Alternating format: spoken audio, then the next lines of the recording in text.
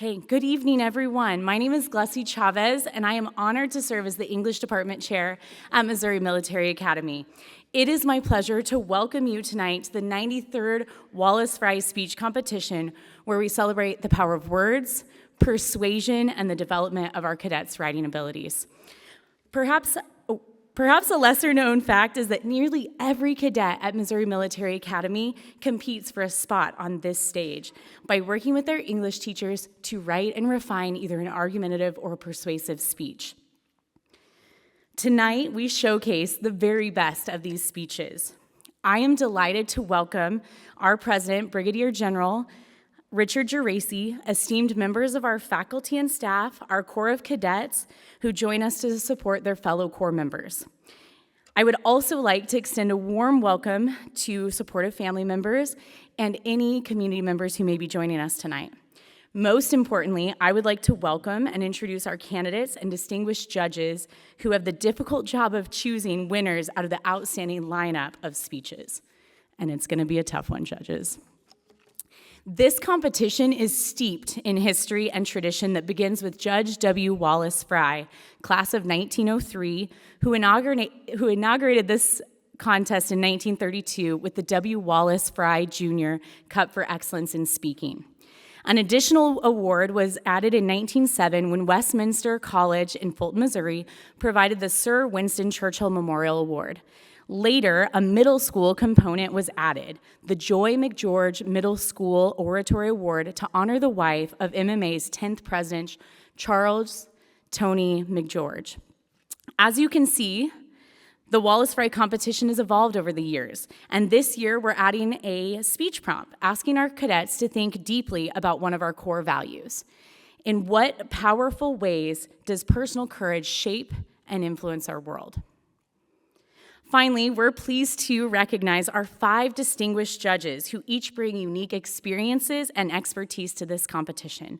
Judges, if you would please stand as you are introduced so we can recognize you. Our first judge is Barbara Adams.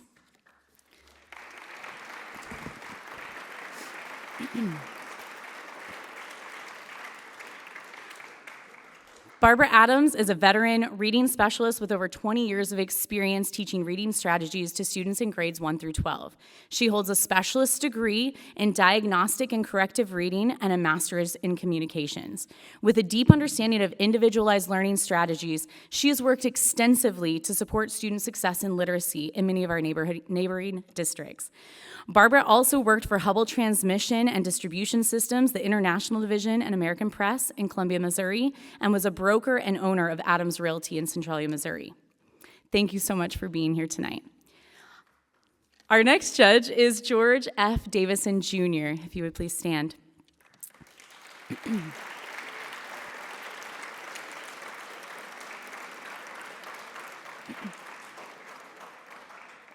George is a lawyer, broadcaster, and educator. Davison is also a proud graduate of MMA's class of 1968, where he started as a 5th grader and graduated as a cadet captain and band commander. He holds a bachelor's degree in journalism and a Juris Doctor from Drake University. He has been a member of the Iowa Bar since 1980 and has practiced law for over 45 years.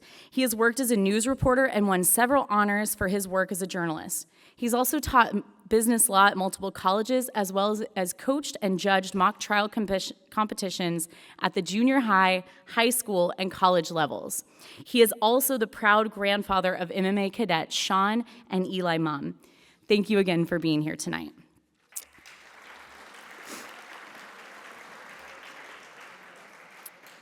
Our next judge is Marie Davis. Please stand.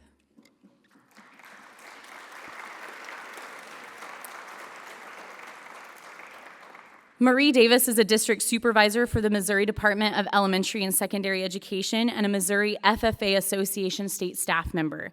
Marie has nearly 2 decades of experience in agricultural education. She encourages former students and current teachers to step outside their comfort zones and embrace new opportunities in leadership and public speaking. Thank you so much for being here tonight.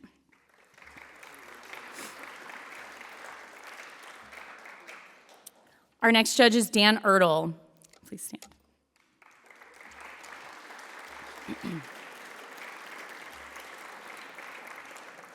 Dan Ertl is a member of the Missouri Military Academy Board of Trustees.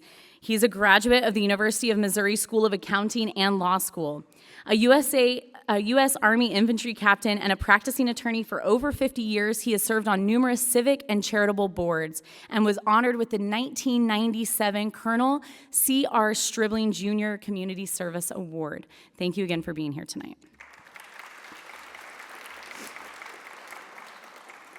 And last, but certainly not least, we have Justin Ham. If you'll please stand.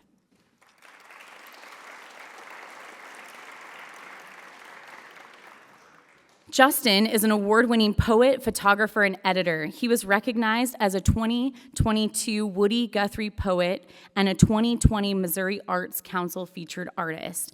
His work has been widely published and exhibited in many galleries. He has also delivered a TEDx talk on the American Midwest through poetry. He also inspires students with a love of reading, working as a local elementary school librarian. Again, please give a big round of applause for our judges tonight.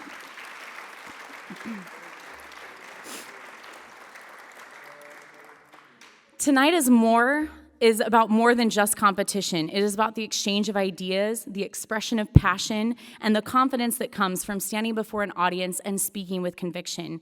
Each cadet has spent hours preparing, refining their words, and honing their delivery, and we are honored to witness their efforts and their words come to life tonight.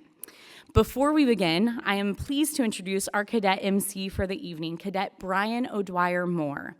Go ahead. Brian is an 8th grade cadet, yes, 8th grade, from Broken Arrow, Oklahoma, and we are excited to have him lead us through this event. Please join me in welcoming him.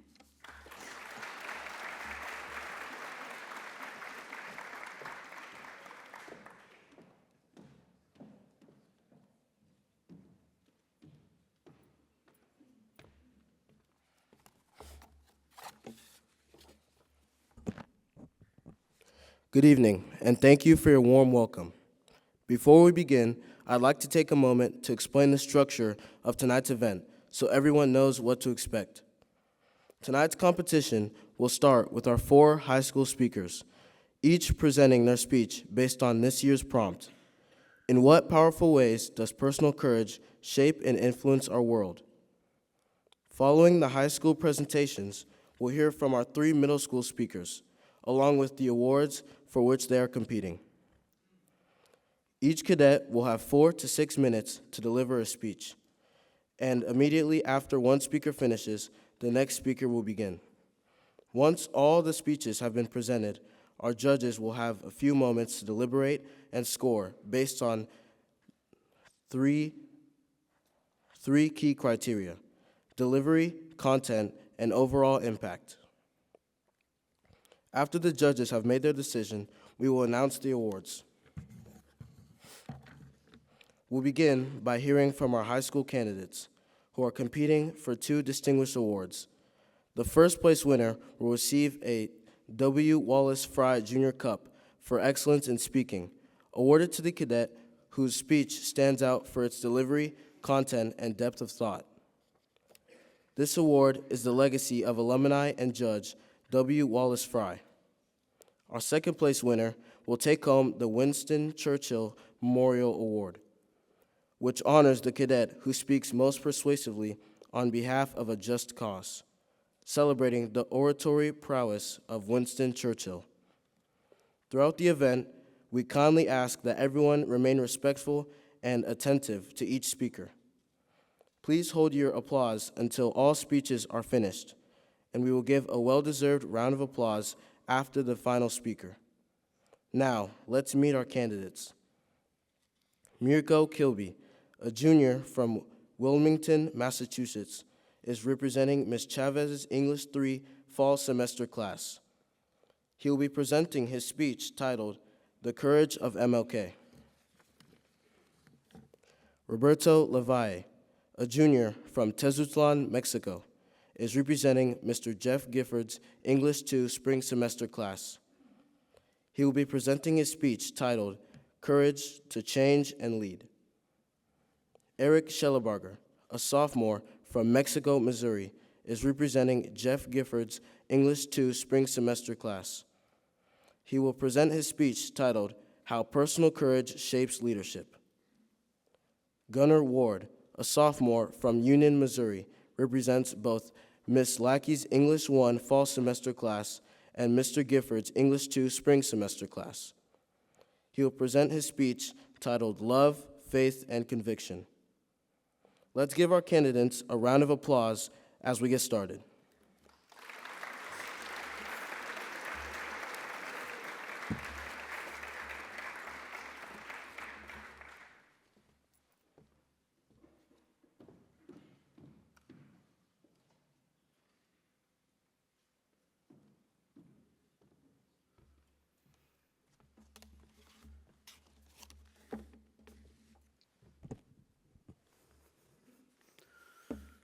Many people hear the name of Martin Luther King and his achievements, but do not know the real story of the atrocities that he faced and the pain that he went through before his avoidable death. Can you imagine being born into the world and instantly being treated like dirt because of something uncontrollable? MLK lived in a time of heightened segregation and racism within American history. African Americans especially were looked down upon by whites due to the racial hatred that became prominent after slavery ended and unfortunately never seemed to have relaxed even half a century later. Due to this, African Americans throughout the United States faced extreme animosity despite doing nothing wrong.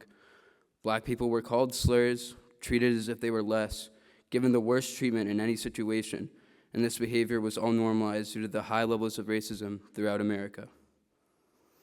African Americans were disregarded as people and discriminated against simply for the way they were born. This is something that they can not only control, but shouldn't be treated differently for. Despite being part of one of the worst areas of racial hatred towards African Americans, MLK was the true definition of courage towards people that led to African Americans earning the rights that they had always deserved. Disregarding the fact that fighting for his rights would cause serious problems and aggressive hatred towards himself, MLK decided he would do everything in his power to fight anyways. King's words brought out emotions in his own people and brought attention to how dire the situation truly was to the other races. Not only this, but King preached nonviolence the entire time, trying his best to stop avoidable deaths and brutality. In 1958, despite this, MLK was still put through an inconceivable amount of brutality himself. In 1958, he was stabbed in the chest, and after surviving the failed assassination, his idea of nonviolence only grew stronger. His struggle for equality was comparable to a farmer treating soil on a barren and dried-up land for years with little to no progress. Regardless, King pushed forward. In 1960, when King moved to Atlanta, he attended nonviolent protests constantly, most notably the sit-ins, where African Americans would gather and sit in white restaurants. King would later be arrested nearly 30 times due to the various protests he either led or had direct involvement in. King's house was also bombed in 1956. Thankfully, he and his family were outside of the house and safe. As King continued to protest, despite what would happen to him, he grew in popularity and used his fame to create more urgency for the situation the African American community in the U.S. faced. In only 12 years as a leader for the African American civil rights movement, King helped his people come closer to racial equality than they had in the past 300 years.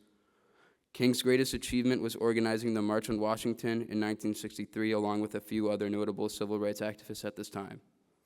Over 200,000 people gathered at the Lincoln Memorial in order to fight for jobs and independence and shed light on the injustices that African Americans still faced even after so much work towards freedom. This was where he delivered the most famous speech in the fight for African American civil rights to this day, "I Have a Dream."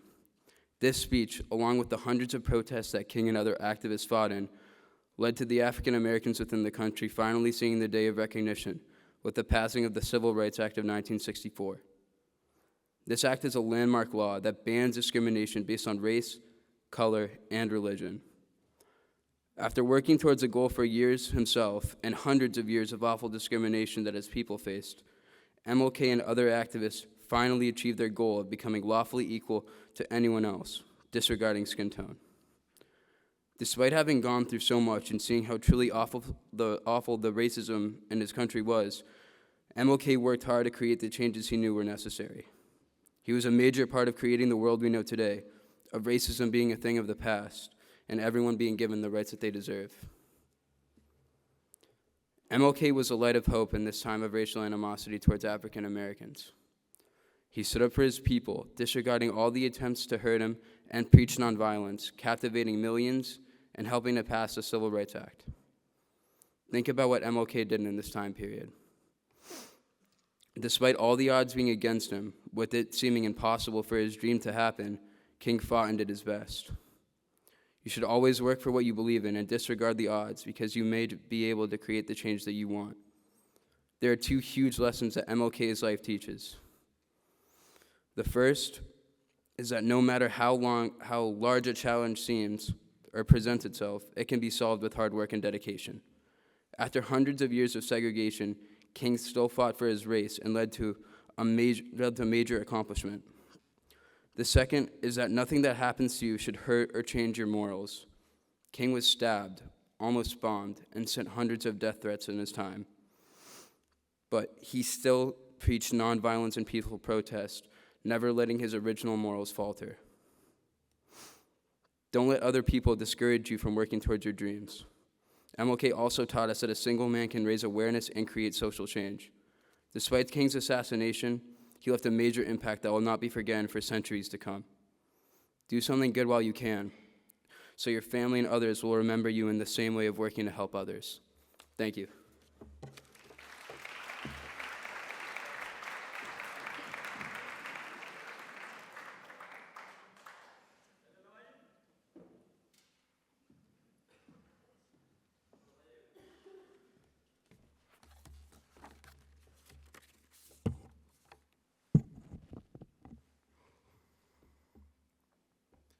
Courage to change and lead. What do great leaders have that makes them different from the rest? Are they just better? Are they born with a talent to be a leader? Or are they just lucky? The answer is courage. Courage is the reason for the extraordinary things leaders do. Courage doesn't mean being fearless. It is the ability to make decisions and take action in face of uncertainty, adversity, and challenges. It is about standing up for what is right despite what other people think. It is about dealing with your fears and having the initiative to take that first step and become a better person. Courage transforms your life by making you take the first step to change, take control of your life, and therefore become a great leader. Having the courage to change is the first step to become a leader. Find something that motivates you, something you love, and have the courage to change your habits to achieve those goals. Changing aspects in your life is not easy, and it can be uncomfortable, but it is the only way to achieve your goals and dreams. Courage leads to change because it is about doing the correct thing. It is about having the toughness to look at your goals and work to achieve them. Once you find the courage and decide to make a change, you start taking control of your life. Leadership starts with yourselves, and then you can start influencing others. The more decisions you make to change, the more you start learning, gaining confidence, and take control of your life. You start this process of growth and personal improvement. When you realize the power you have in your own life, you realize you can have a positive impact on others as well. Because all your growth inspires other people to be better. You give your knowledge and lead others because you already know how to lead yourself. And that is what makes you a leader. There are many leaders who have impacted the world, and all of them started with a change that made them grow, and therefore they were able to lead. Henry Ford applies these concepts to create Ford Motor Company. Ford was a man interested in mechanics since he was a kid. By the age of 30, he was the chief engineer of an important motor company. Ford had a good job, in a good company, with a good life. But he wanted a change, and he had the courage to take that first step. In the winter of 1893, Ford constructed a small gasoline engine on a table at his house. And after 3 years, the first Ford car was completed. He resigned from the company he used to work for, and he continued developing cars. During this time, Ford gained experience and confidence, which led him to take his next step. In 1903, Ford created Ford Motor Company, where he no longer worked by himself. Now, he was leading a company with thousands of employees. Ford had the courage to change. He decided to quit his job and devoted his time developing a new car. He started taking control over his life and decisions, and because of that, years later, he was able to create a successful company, leading thousands of people and changing the lives of millions. Courage is a force that guides you through this process of change and growth. And once you change, you become your own leader and the leader of others as well. Change can be uncomfortable, but it is necessary. And acting with courage makes change possible because it allows you to face your fears and take new paths. Making those decisions makes you grow and become a leader of your own future and fate. And once you have control of your life, now you can start influencing other people as well. Like Aristotle said, you will never do anything in this world without courage. Take that step, change, take control of your life, and become great leaders. Thank you.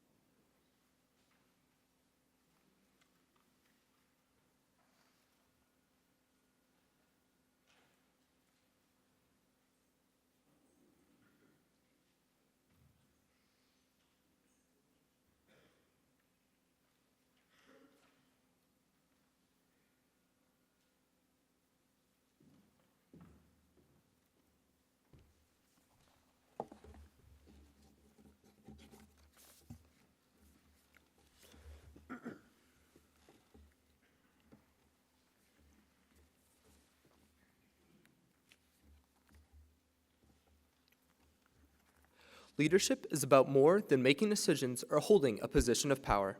It is about having the courage to stand up for what is right, even when it is difficult. During my time at MMA, I have been mentored by cadet leaders, faculty, and staff who have all demonstrated that personal courage in the classroom, on athletic fields, and in daily life. But one of the clearest examples of how personal courage can shape leadership is the story of Malala Yousafzai. At only 17 years old, she became the youngest Nobel Peace Prize winner and has inspired both young men and women worldwide. Her bravery in the face of extreme danger shows how leadership comes from the courage to speak out and inspire others, and how we can inspire others in our own lives. Malala's leadership journey began when she was just a young 11-year-old girl living in Pakistan's Swat Valley.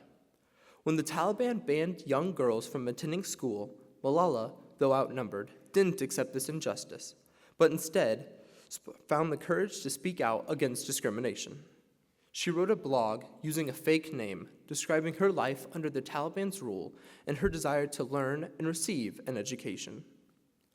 Despite the risk, she continued to stand up for girls' education throughout her life, refusing to be silenced by a greater fear. Her courageous actions showed that true leaders must have the courage to take a stand, even when it seems easier to remain quiet. Malala teaches us that personal courage is essential in leadership because it enables us to challenge societal normality and fight for what is right, even when facing greater opposition. Malala's bravery didn't stop with speaking out online. It continued even after she was physically attacked. When 15-year-old Malala was shot by a Taliban gunman, many people thought she might give up her fight for girls' education. Instead, her courage only strengthened her pursuits. After surviving the attack, she became a global advocate for girls' education, traveling the world and speaking even at a United Nations conference. Her actions inspired millions of people globally. Malala showed that leadership is not about personal fear, but about using courage to overcome that fear and to inspire others to take action collectively. Malala demonstrated that a leader does not need to be perfect or invincible. They just need the courage to keep moving forward and lead by example. Using her personal courage through her experiences, Malala has made an impact that will last for generations. Her efforts have led to the creation of the Malala Fund, which works to ensure that girls worldwide have access to 12 years of free, quality education. By standing up for her beliefs and continuing her work even after facing great danger, Malala has changed the lives of millions of young girls with a continuing impact. Principled leadership can shape this generation, but also generations to come. Personal courage can have a far-reaching impact, not only on an individual, but on entire communities and even countries.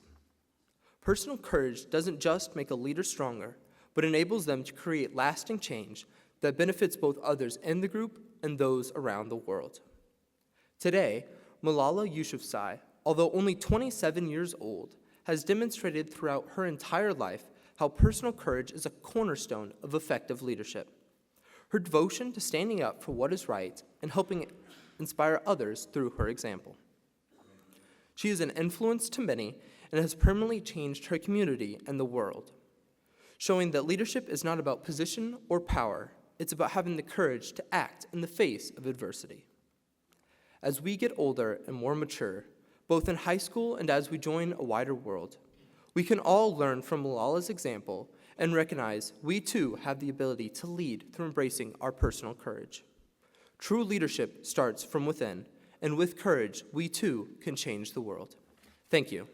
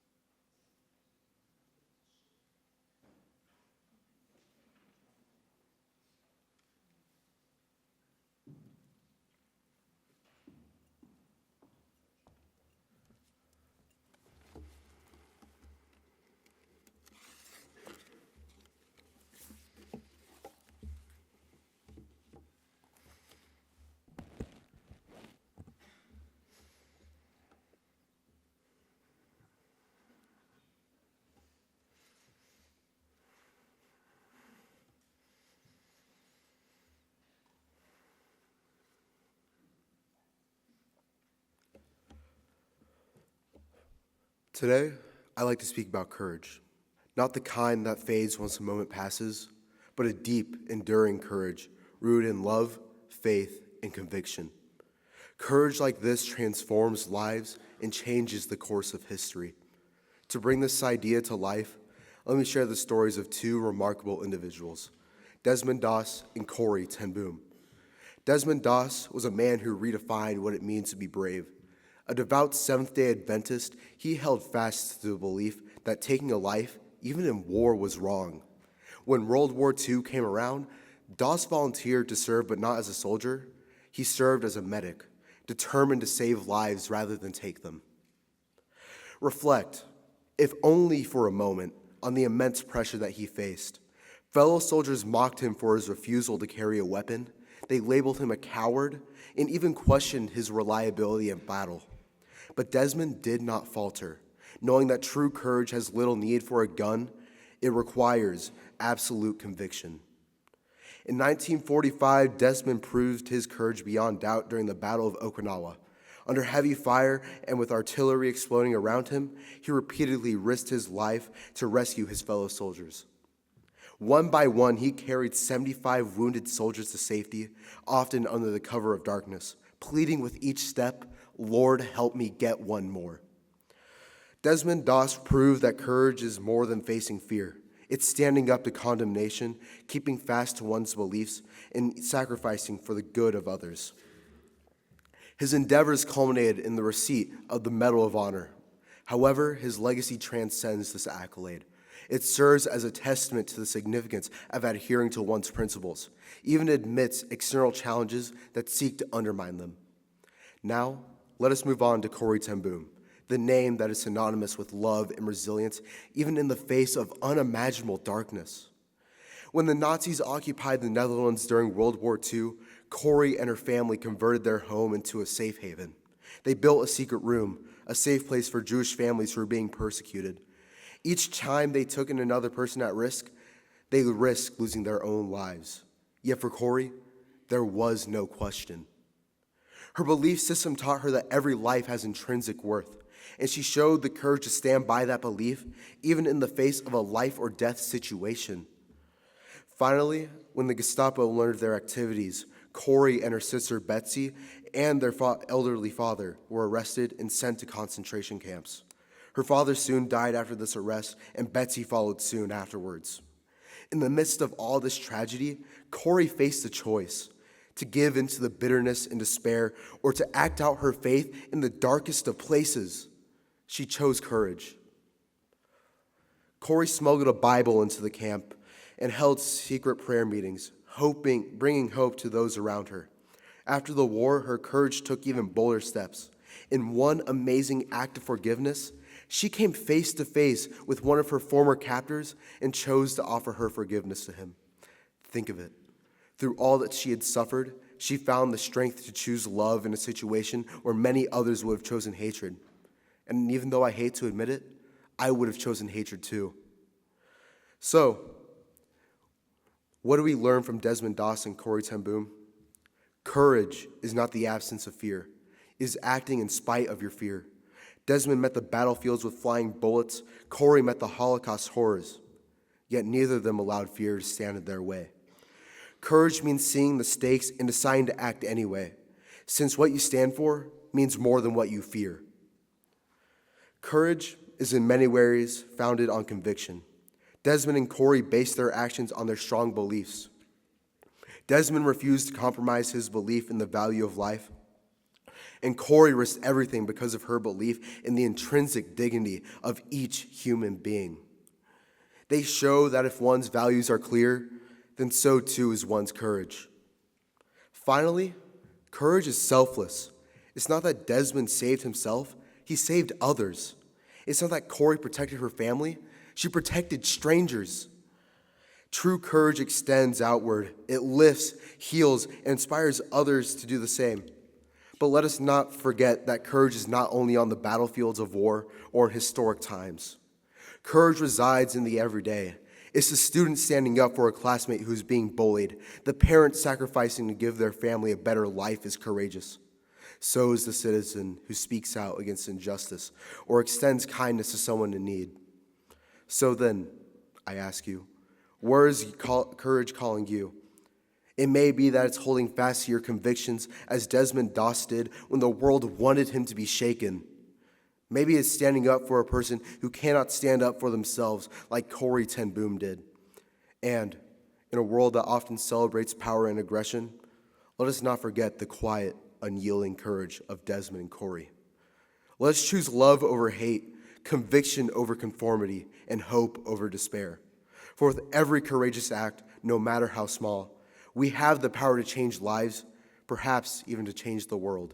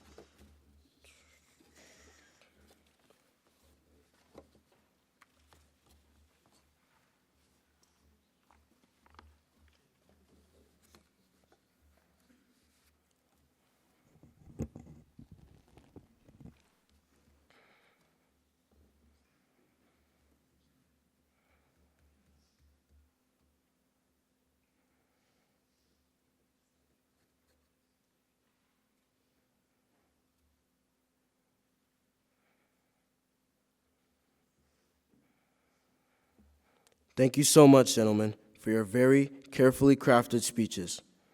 Please give another round of applause recognizing our excellent high school speakers.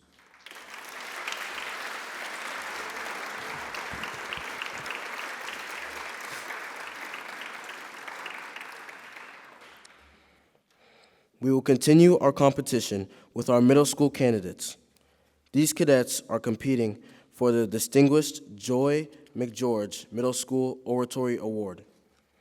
This award honors the wife of MMA's 10th president, Charles A. Tony McGeorge, and is presented to the middle school cadet whose speech is judged to be the best based on charismatic and knowledgeable oratory skills.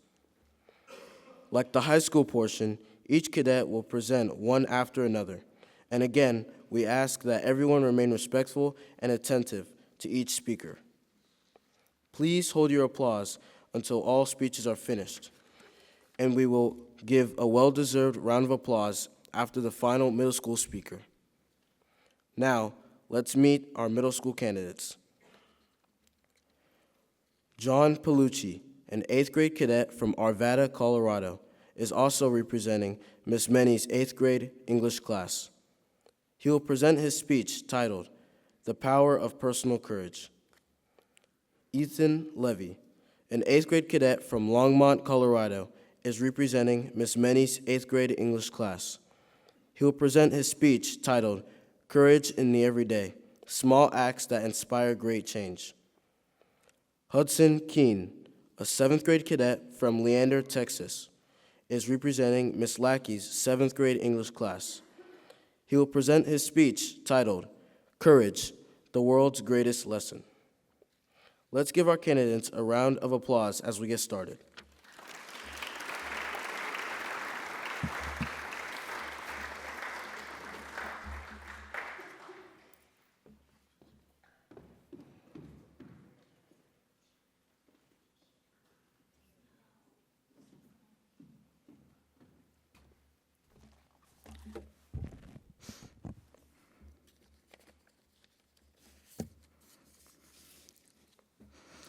The world isn't just shaped by a handful of bold individuals. Real change happens because of the everyday courage shown by many. It's easy to look at history and see the towering figures who seem larger than life, leaders who stood in the face of adversity and changed the course of events. But what often gets overlooked are the countless acts of courage by ordinary people, the quiet bravery that creates the foundation of true progress. Today, I want to talk about something even more powerful than courage: personal courage. Courage isn't the absence of fear. It exists because fear exists. It's recognizing fear, feeling its weight, and choosing to move forward anyways. It's that inner voice that acknowledges a challenge and still says, keep going. Sometimes courage is not loud and visible, a dramatic stand against injustice. Other times, it's subtle and personal, the quiet choice to persevere, to hold on to hope, to do the right thing, even when no one's watching. Personal courage shows up in different ways. It's speaking up for what's right, even when no one else does.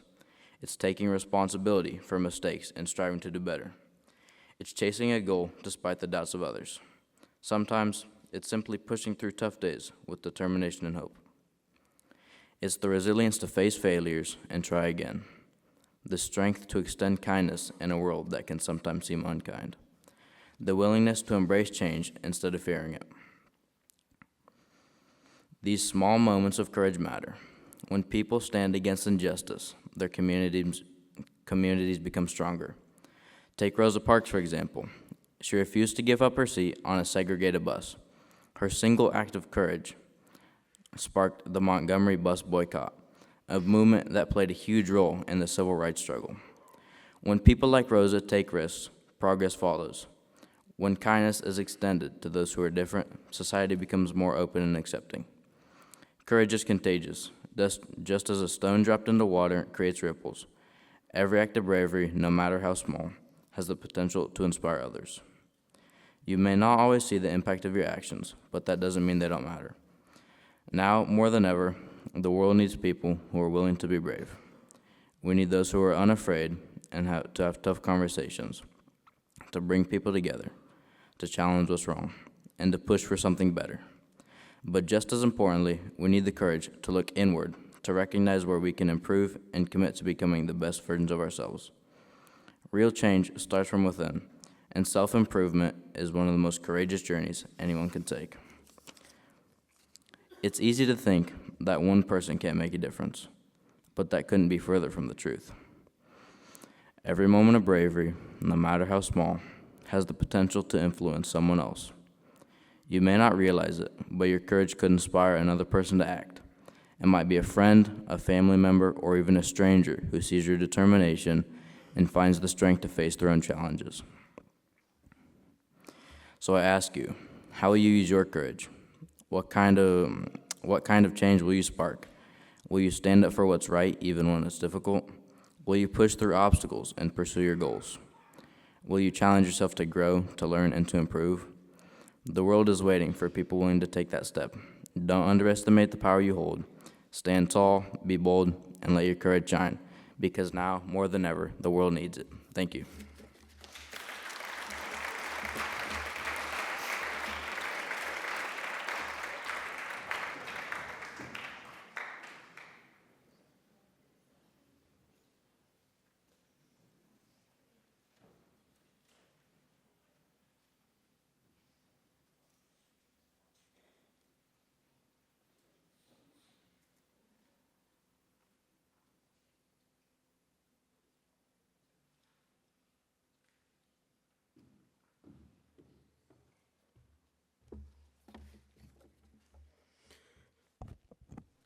Personal courage, the ability to act bravely in the face of fear and challenges, manifests itself in two forms, moral and physical.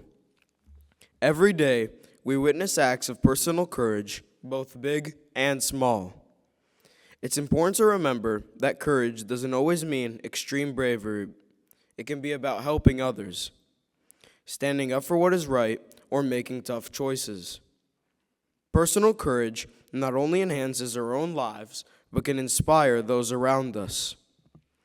British author Orson Swett Marden said, "We make the world we live in and shape our environment." You can act for others even if you don't want to act for your own benefit.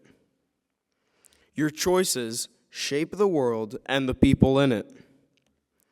Choosing the more complex right over the easier wrong can be challenging but critical to our growth. Reflecting on our past actions and changing how we respond takes courage. Small acts of personal courage, like committing to self-improvement and learning from our mistakes, can inspire others to do the same. Sometimes, we face opportunities for more significant acts of courage. I want to share a story from World War II in a small village more than 200 kilometers southwest of Paris, where a French widow demonstrated immense personal courage by saving a young Jewish child during the Holocaust. This child, Ehud, lost his family during the tragic events. Jules and Jean Roger, a couple involved in the French resistance, decided to take him in. They knew the risks associated with taking in a Jewish child, considering their active involvement in resistance efforts. It took moral courage for them to choose to protect this innocent life, knowing it could cost them their safety. To further shield Ehud, they sent him to live with Jules' mother in a village called Argy. Louis Roger, his new guardian, helped Ehud create a new identity. With false papers, I became Hubert Odette, Ehud testified. He was forced to live a life of falsehood for several years to survive the harsh persecution he would face, which would surely lead to his death if he were caught. She protected me from deportation and the fate of my parents, my family, and my Jewish brothers and sisters, he said. Louis Roger's ability to recognize the humanity in a child she barely knew exemplifies moral courage. Louis Roger did the right thing in hardship, showing remarkable personal courage. She saved my life when the German occupation forces and French militia were around. Only Louis Roger and the local priest knew Ehud's true identity. She didn't have to put her own life at risk, but she chose to do so for the sake of another, a profound demonstration of personal courage. Under her wing, Ehud felt safe from arrest and persecution and was able to assist her on the farm, tending to goats and forging a bond of family amidst chaos. Ehud recalled that while Louise Roger was an introverted person and never very openly emotional, he understood that she loved him as her grandson. She acted with kindness and courage, embracing the challenges and risks without hesitation. Her commitment to doing what was right led her to winning the title of Righteous Among the Nations on December 7th, 2008. A year later, in Jerusalem, Ehud spoke about her bravery. During a celebration in Paris, someone asked Jean Roger about her courage. "I just did my human duty," she replied, and Louise would have likely said the same.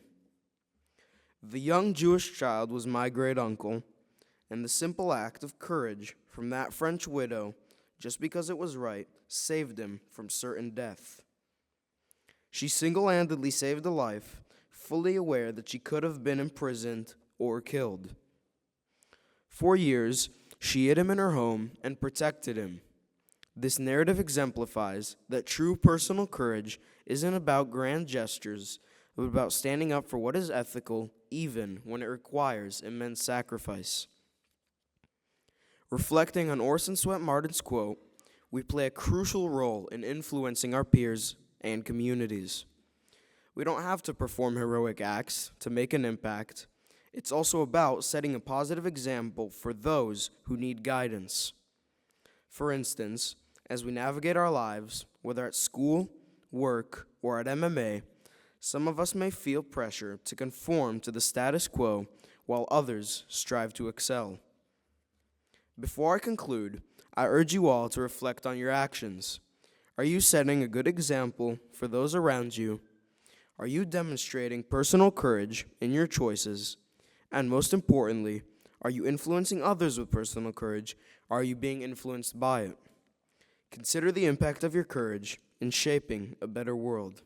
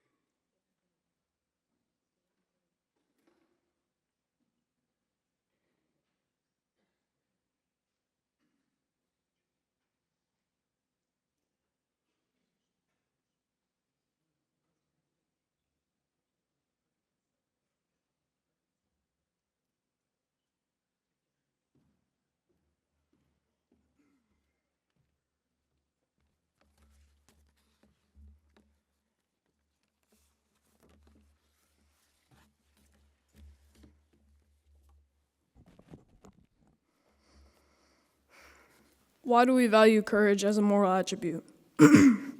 A lack of courage can significantly damage your character. I recall countless nights spent in bed thinking about the one person in whom I knew I could surpass, only to awaken and find myself lost in the shadows once more. The true challenge lies in embracing your current lack of courage and learning to adapt. People who make the biggest impact on the world are courageous. They use their courage to inspire others, empowering those who want to create change, just like past leaders. This connects me to some remarkable individuals I wish to spotlight who utilize this style of leadership and education to transform our world as we understand it today. The year was 1769, and a small town titled Ajaccio, located in France. On that day, one of the most strategically brilliant and courageous war leaders in history was born. His name was Napoleon Bonaparte. Napoleon rose to fame in the French Revolution, leading dozens of military campaigns in southern Europe. Napoleon is famous for his effective strategies and motivations, which helped him win 90% of his battles, totaling 52 victories. A lot of the time, he didn't have the tools to make the outcome positive, but with persistence and courage, he pushed himself and all of his soldiers that he fought beside of to strong upsets over powerful militia and military. In the time before his death, he still fought with courage in the Battle of Waterloo, in what would cost Napoleon his life. People were devastated. One of the most influential leaders in history died doing the very thing that he made a career out of. However, even after Napoleon's death, many of his soldiers and followers were motivated by his courage, which led his people to make France into an army force that could not be overlooked. He went out heroically, courageously, and led the country on the front line. Having that kind of impact is crucial when revolutionizing yourself into a person that can change the world while using courage as a tool for improvement. Another historic leader who abided by these morals was a man who took over as President of the United States during one of the darkest times in history, World War II. This man's name was Franklin Delano Roosevelt, or FDR for short. One of the things FDR was rarely credited for was his impact during the Great Depression. He came into office with half of America preying on his downfall due to the heavily divided political sides because of the conditions the American people were in. This was caused by the economic plummet, which led the people starving for change. Even with most people against him, he individually strengthened the economy, boosted America's morale, and had everything going in the right direction before the jarring time period in what World War II took place in. Having America's problems anchoring Roosevelt shaped him into a very courageous leader for the American people to admire. This showed how dedicated and eager for change he was, even with the immense pressure he was under. Roosevelt made people believe that if he can have such a massive impact, then so could they.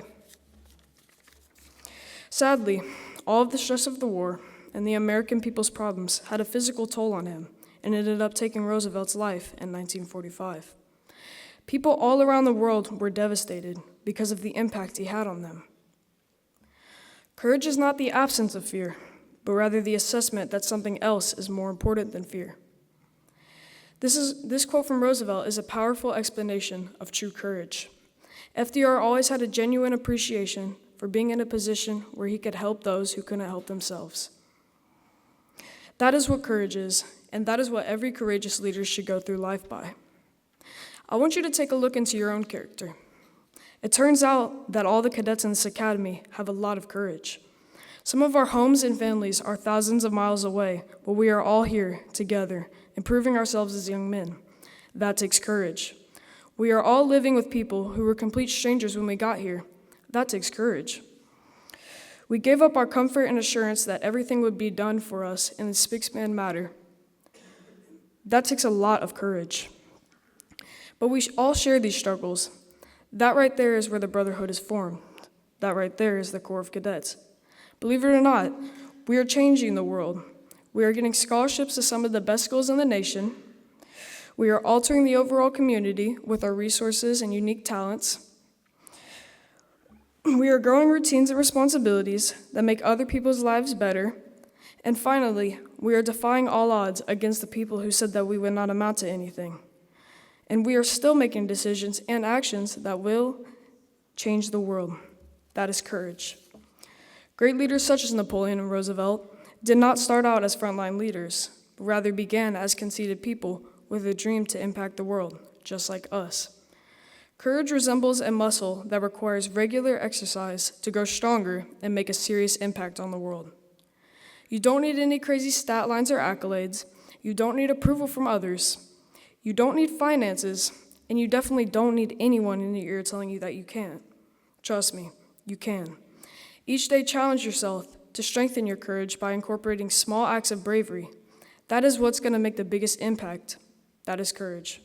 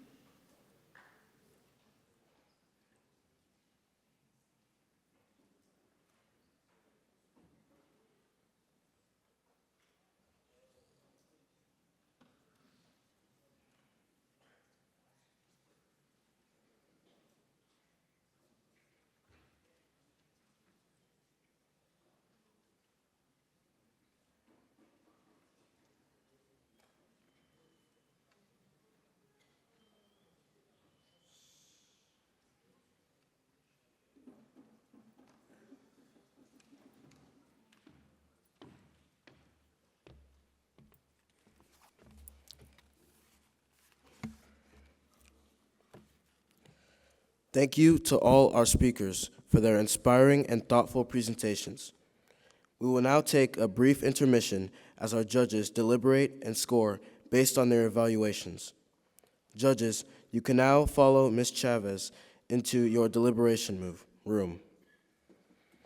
We will have a 15-minute intermission where we will hear first from the MMA pipers and drummers, and then members of the MMA Cadet Choir.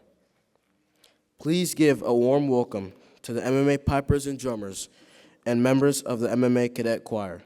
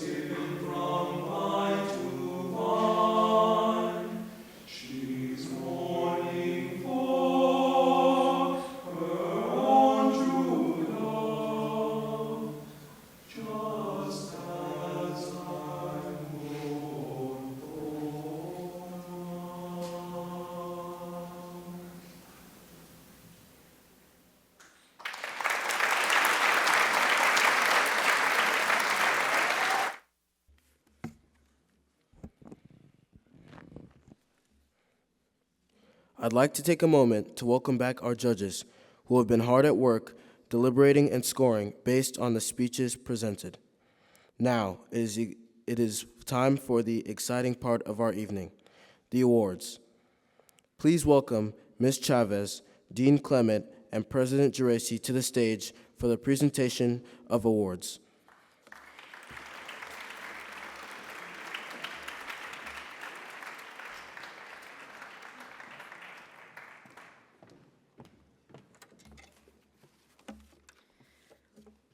What a wonderful evening. We've truly been entertained by our pipers and drummers and our members of the cadet choir. Thank you so much. Also, it has been such a privilege to hear from our incredible competitors. Before we announce the winners, I want to thank our judges for giving their time to help recognize the efforts of our cadets. Please give them a round of applause.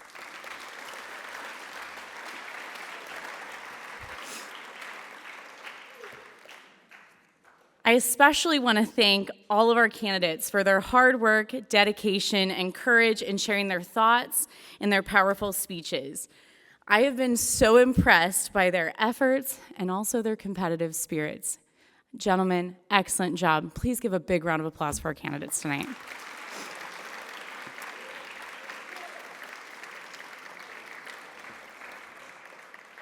Okay, we're to the part where we're going to announce our winners tonight. So, cadets, if your name is called, please come to the stage, shake President Geraci's hand, and then stand for a picture with the plaque or the cup that you'll be awarded. We'll take a picture, and then we'll announce the next winner, okay? Are we ready?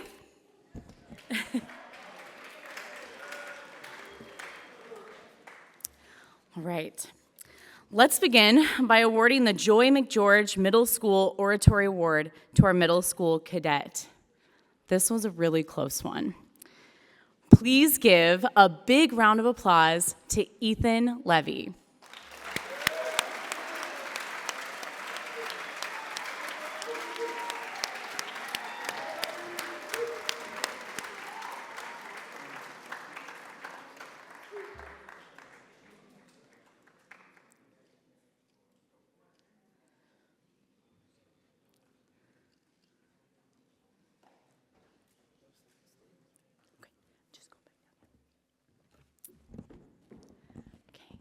Thank you and congratulations.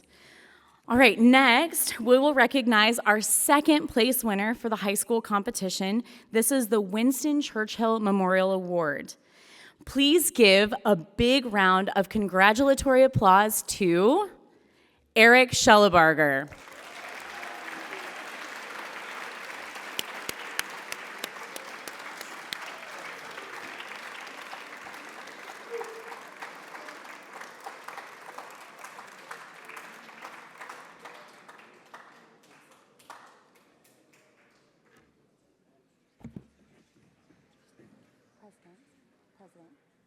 President Geraci, are you going to speak? No, okay. All right. Finally, the award we've all been waiting for, the W. Wallace Fry Jr. Cup for Excellence in Speaking. Are you ready? Congratulations to Gunnar Ward.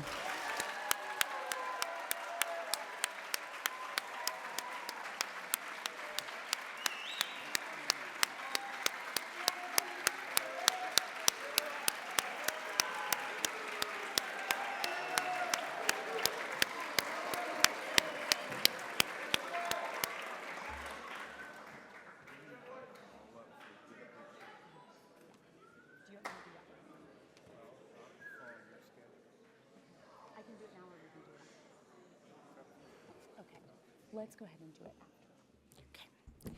All right, I'm going to go ahead and let Dean Clement and President Geraci step down from the stage. Afterward, cadet participants, I need you all to come up here to take a picture with President Geraci, okay? So after it's over, we'll all come back up and have our picture, okay? Thank you so much, President Geraci and Dean Clement.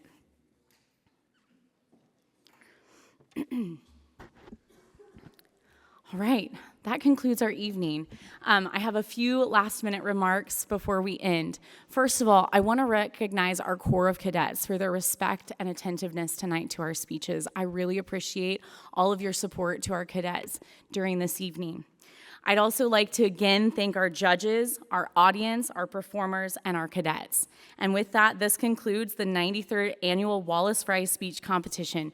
Please drive safely and have a wonderful night.